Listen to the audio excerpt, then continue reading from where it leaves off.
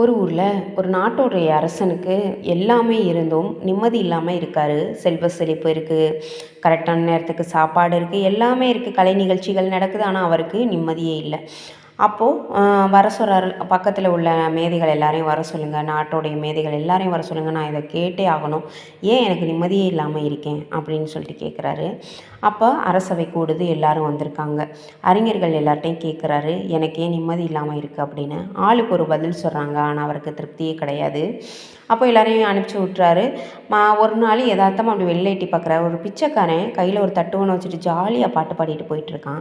அப்போ பார்த்துட்டு இவன் எப்படி இவ்வளோ சந்தோஷமாக இருக்கான் அப்படின்னு சொல்லி வேலையாட்களை விட்டு கூப்பிட விட்டா, அவன் நான் உள்ளே வரமாட்டேன்னு சொல்லிடுறான். உடனே அரசரை போகிறாரு. போயிட்டு, நீ எப்படி இவ்வளோ ஜாலியாக இருக்க எனக்கு சொல்லு அப்படின்னு சொல்கிறாரு. அதுக்கு அவன் சொன்னானா, எனக்கு என்னோடய பொண்ணோ பொருளோ நாட்டையே தூக்கிட்டு போயிடுவாங்கங்கிற பயம் இல்லை, என்கிட்ட எதுவுமே இல்லை அப்படின்னு சொன்னானா. உடனே தன்னுடைய மோதிரத்தை கழட்டி கொடுத்துருக்காரு. அதுக்கு எதுக்கு, இதை காப்பாற்றுறக்காண்டி நான் நிம்மதி இல்லாமல் தெரியவான்னு கேட்டானான்.